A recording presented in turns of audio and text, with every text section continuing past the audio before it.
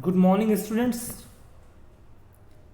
Students, I was teaching chapter number 6, My Childhood from your Bihai book. And this is the last video of your chapter, My Childhood. And I have already taught you that in this chapter there is autobiographical touch. This chapter is full of autobiographical element. This chapter is full of autobiographical element. Means in this chapter we are studying about the autobiography of Dr. APJ Abdul Kalam, about his childhood and about his life. So let us start paragraph number 10. Then the Second World War was over and India's freedom was imminent. APJ Abdul Kalam tells us that then the Second World War was completed, it was over. Now the question is, when did the Second World War begin? It began in 1939.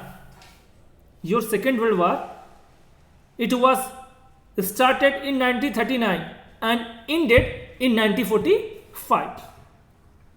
तो जो second world war था वो 1939 में इसकी शुरुआत हुई थी second world war की, and it was over in 1949. So the second world war it took 6 years. तो जो सेकेंड वर्ल्ड 1939 में स्टार्ट हुआ था ये फिनिश कब हुआ? 1945 में. मतलब जो हमारा सेकेंड वर्ल्ड वार था वो 6 साल तक कॉन्टिन्यूस चला. So the Second World War was over, it was ended, and India's freedom was imminent. Means it seemed that soon India will get freedom from the Britishers. तो उस समय second world war समाप्त हो चुका था और लग रहा था कि जो इंडिया की स्वतंत्रता है वो बहुत ही नजदीक दिखाई दे रही थी. It seemed that soon the Indians will get freedom from the Britishers. और ऐसा लग रहा था कि बहुत ही जल्दी भारत को अंग्रेजों की दास्ता से, अंग्रेजों की गुलामी से क्या हो जाएगी? आज़ादी मिल जाएगी. तो मतलब कुल मिला के बहुत ही सुखद क्षण था. पहला सुखद क्षण जो पूरे विश्व पर संकट के, युद्ध के जो संकट के काले बादल छाए हुए थे सेकेंड वर्ल्ड वॉर के बाद, वो समाप्त हो चुका था. यह पहली सुखद न्यूज़ थी, पहली प्रेजेंट न्यूज़ थी. और जो दूसरी सुखद न्यूज़ थी वो ये थी कि जो भारत की स्वतंत्रता थी वो बहुत ही नजदीक दिखाई दे रही थी. मतलब बहुत ही जल्दी भारत आजाद होने वाला था.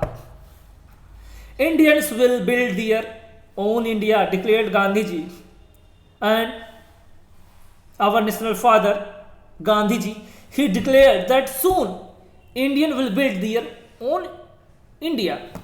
और बहुत ही जल्दी गांधी जी ने यह डिक्लेयर कर दिया, उन्होंने अनाउंसमेंट कर दिया कि जो भारतीय हैं वे अपने भारत को खुद से बनाएंगे.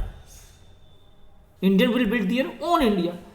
तो मतलब इसका कहने का मतलब क्या है? गांधी जी ने कहा कि हम बहुत ही जल्दी आज़ाद हो जाएंगे और हम अपने देश से, अपने देश का संविधान, अपने देश के नियम क्या करेंगे? रूल बनाएंगे. The whole country was filled with an unprecedented optimism, and at that time the whole country was full of optimism, full of courage, full of hope. Everyone was happy in the country. और उस समय जो पूरा देश था वो अभूतपूर्व उत्साह से भरा हुआ था. Everybody was happy. Everybody was hopeful. Everybody was optimistic. सभी लोग उस समय, सभी भारतीयों के मन में एक अभूतपूर्व आशा, एक अभूतपूर्व जोश भरा हुआ था. वो किस बात का था? कि बहुत ही जल्दी हमारा देश आज़ाद होने वाला था और गांधी जी ने कहा था कि हम अपने देश को अपने अनुसार चलाएंगे.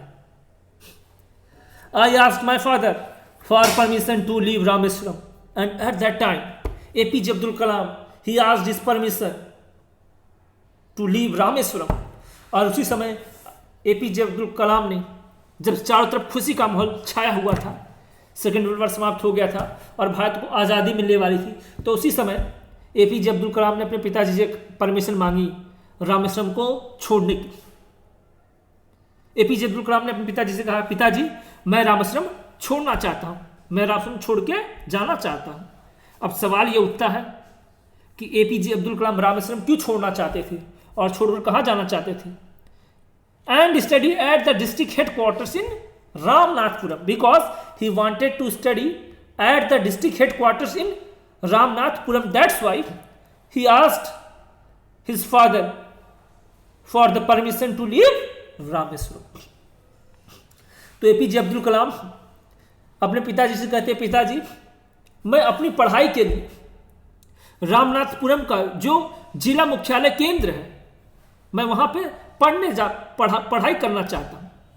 एपीजे अब्दुल कलाम ने अपने पिताजी से कहा, पिताजी मैं रामनाथपुरम का जो डिस्ट्रिक्ट हेडक्वार्टर्स है वहां पे मैं स्टडी करना चाहता हूं, वहां पे मैं पढ़ना चाहता हूं, और वहां पे जाने के लिए, वहां पे पढ़ने के लिए मुझे रामेश्वरम को छोड़कर जाना होगा। तो उन्होंने अपने पिताजी से परमिशन मांगा कि आप मुझे अलाउ करिए ताकि मैं रामेश्वरम छोड़कर रामनाथपुरम जा सकूं और वहां का जो डिस्ट्रिक्ट हेडक्वार्टर्स वहां पे अपनी स्टडी मैं जारी कर सकूं या चालू कर सकूं।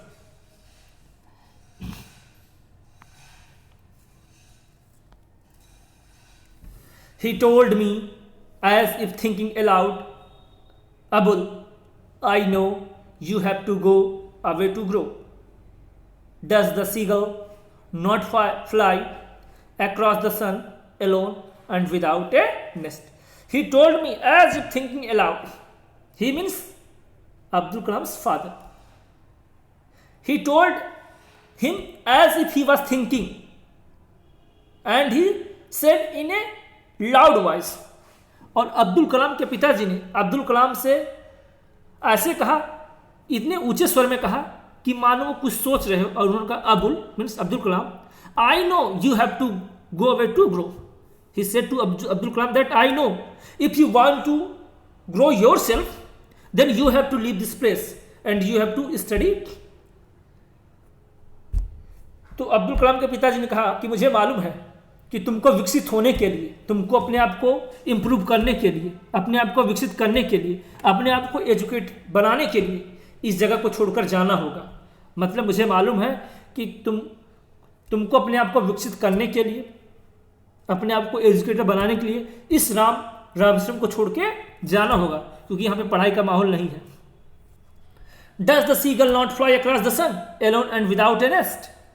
अब्दुल कलाम के पिता जी ने कहा कि क्या जो सीगल, एक प्रकार की जो पक्षी है, क्या वह आसमान में अकेले नहीं उड़ती? क्या वह समुद्र को अकेले नहीं क्रॉस करती? और क्या वह अकेले अपना घोंसला नहीं बनाते? Means we are alone in this world, we have to face difficulty ourselves in our life. हमको आपको अपनी जो जीवन की मुसीबतें हैं उसका सामना हमको आपको खुद करना है, न हमारे आपके घर वाले करेंगे न कोई और, आपको फेस करना है, क्योंकि आपका लाइफ है, आपका जीवन है। तो वही एपीजे अब्दुल कलाम के पिताजी एपीजे अब्दुल कलाम को मोटिवेट करते कि जिस तरीके से सीगल अकेले आसमान में उड़ती है बिना घोंसला के, तो कहते हैं कि सबको अपने लक्ष्य को प्राप्त करने के लिए अकेले ही आगे बढ़ना होगा, क्योंकि आप इस दुनिया में अकेले आए हो और अकेले ही जाओ। He quoted Khalil Gibran to my hesitant mother at that time. The mother of APJ Abdul Kalam, she was very nervous. She was hesitating because her son was living to her. और उस समय जो APJ Abdul कलाम की माँ थी वो थोड़ा सा नर्वस थी, हिचकिचा रही थी। क्यों नर्वस थी? क्योंकि उनका बेटा उनको छोड़कर कहीं दूर पढ़ने के लिए जा रहा था। तो माँ का हृदय ही ऐसा होता। तो जो अब्दुल कलाम की माँ थी वो दुखी थी, नर्वस थी, क्योंकि उनका बेटा उनको छोड़कर रामेश्वरम छोड़कर रामनाथपुरम पढ़ने के लिए जा रहा था। So APJ Abdul Kalam father he quoted the words of Khalil Gibran. तो उस समय जो अब्दुल कलाम की माँ थी वो दुखी थी, घबराई हुई थी, हिचकिचाई हुई थी। तो अब्दुल कलाम की माँ को सांत्वना देने के लिए अब्दुल कलाम के पिता ने उनकी माँ को खलील जिब्रान के शब्दों को कहा। खलील जिब्रान शायद एक लेखक रहे होंगे सर, उनके शब्दों को कहा। वो क्या थे? Your children are not your children, your children are not your children, कि जो ये जो तुम्हारे बच्चे नहीं, क्योंकि इस दुनिया में कोई किसी का नहीं, कब कोई इस दुनिया से चला जाए किसी का कोई ठिकाना नहीं है। तो कहा योर चिल्ड्रन और नॉट योर चिल्ड्रन, जो तुम्हारे बच्चे हैं वो तुम्हारे बच्चे नहीं, मतलब जो तुम सोचते हो कि तुम्हारे बच्चे हैं तो ऐसा नहीं है। They are the sons and daughters of life longing for itself, they are the sons and daughters of life longing for itself, means they are the sons and daughters of their own life longing. उन्होंने कहा कि ये जो बच्चे हैं और बच्चियां हैं ये स्वयं के जीवन के उमंग के बच्चे और बच्चियां हैं। मतलब आप इन बच्चों पर, आप अपने बच्चों पर अपने विचारों को थोप नहीं सकते, क्योंकि वो स्वतंत्र है, उनकी खुद की जीवन है, उनकी खुद की फीलिंग्स और थॉट्स है। तो आप अपने बच्चों के भी ऊपर अपने विचारों को थोप नहीं सकते। They come through you but not from you, क्या गजब की लाइन कहा गया। दे कम थ्रू यू, वे तुम्हारे माध्यम से आए हैं, बट नॉट फ्रॉम यू, लेकिन तुमसे नहीं। एपीजे अब्दुल कलाम के पिताजी ने कहा वे तुम्हारे माध्यम से तो आए हैं लेकिन तुमसे नहीं आए हैं। You may give them your love but not your thoughts, ये बहुत ही अच्छी लाइन है। Means parents may give their love to their sons and daughters but they can't give them their thoughts. कह रहा है कि आप उनको अपना प्यार तो दे सकते हो, आप अपने बच्चों को अपना प्यार, अपना दुलार दे सकते हो, लेकिन अपने जो थॉट्स हैं, अपने विचार अपने बच्चों के ऊपर थोप नहीं सकते। मतलब आप, कोई भी पेरेंट्स है वो अपने बच्चों को प्यार दे सकता है, उनकी सारे सुख सुविधाओं की पूर्ति कर सकता है, लेकिन उनको अपने विचार नहीं दे सकता। क्यों? क्योंकि बच्चे वही करेंगे जो उनका मन कहेगा। For they have their own thoughts, क्योंकि जो बच्चे हैं उनके भी खुद के विचार होते हैं, खुद के भी उनके थॉट्स हैं। आप किसी के ऊपर अपने थॉट्स को थोप नहीं सकते। एपीजे अब्दुल कलाम के पिताजी कहते हैं खलील जिब्रान के शब्दों को कि आप अपने बच्चों को प्यार तो दे सकते हो, लेकिन आप अपने बच्चों को अपने थॉट्स, अपनी फीलिंग्स नहीं दे सकते। क्यों? क्योंकि वो जो बच्चे हैं उनकी खुद की पर्सनल थॉट्स और फीलिंग हैं, और हम किसी को भी अपने थॉट्स और फीलिंग जबरदस्ती किसी के ऊपर थोप नहीं सकते, क्योंकि सभी लोग फ्री हैं, सभी लोग की खुद की फीलिंग्स और थॉट्स होती हैं। So today I have completed chapter number 6 my childhood. Thank you.